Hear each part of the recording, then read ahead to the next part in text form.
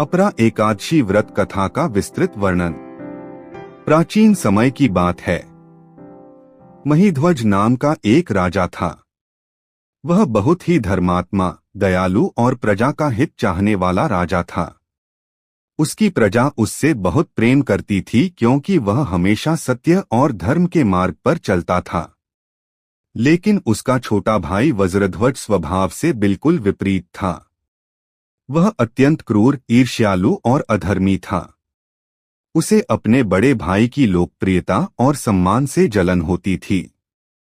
धीरे धीरे उसके मन में द्वेष इतना बढ़ गया कि उसने राजा महीध्वज को मारने का षड्यंत्र रच लिया। एक दिन अवसर पाकर वज्रध्वज ने छलपूर्वक अपने ही बड़े भाई राजा महीध्वज की हत्या कर दी। इतना ही नहीं, उसने उनके शरीर को जंगल में एक पीपल के पेड़ के नीचे गाड़ दिया ताकि किसी को इस घटना का पता न चले। राजा महीध्वज की मृत्यु अकाल और अन्यायपूर्ण थी। इसी कारण उनकी आत्मा को शांति नहीं मिली और वे प्रेत योनि में चले गए। उनकी आत्मा उसी पीपल के पेड़ पर भटकने लगी। प्रेत बनने के कारण उन्हें बहुत कष्ट सहने पड़े। वे दुख और क्रोध में आसपास के लोगों को परेशान करने लगे। इस प्रकार कई वर्ष बीत गए। एक दिन महान तपस्वी धौम्य ऋषि उस मार्ग से गुजर रहे थे। अपनी दिव्य दृष्टि से उन्होंने उस पीपल के पेड़ पर भटकती आत्मा को देखा। ऋषि ने ध्यान लगाकर जाना कि यह कोई साधारण प्रेत नहीं, बल्कि धर्मात्मा राजा महीध्वज हैं, जिन्हें छल से मार दिया गया था। धौम्य ऋषि को राजा पर दया आ गई।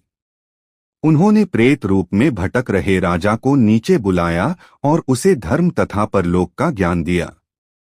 लेकिन केवल उपदेश देने से मुक्ति संभव नहीं थी।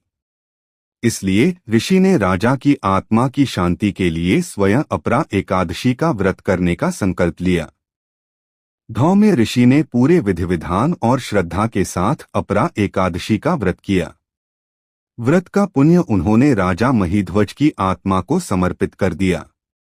अपरा एकादशी के महान पुण्य प्रभाव से राजा महीध्वज को तुरंत प्रेत योनि से मुक्ति मिल गई। उनका प्रेत रूप समाप्त हो गया और उन्हें दिव्य शरीर प्राप्त हुआ। इसके बाद वे विष्णुलोक को प्राप्त होकर स्वर्ग चले गए। व्रत का महत्व और फल। अपरा एकादशी का व्रत ब्रह्महत्या, झूठ, चोरी और निंदा करने जैसे भयंकर पापों का नाश करता है। इस व्रत को करने से अश्वमेध यज्ञ, गंगा स्नान और कठिन तपस्या करने के समान पुण्य फल प्राप्त होता है। जो श्रद्धालु इस व्रत को करते हैं, उन्हें जीवन में अपार धन, सुख संपत्ति और अंत में विष्णुलोक की प्राप्ति होती है।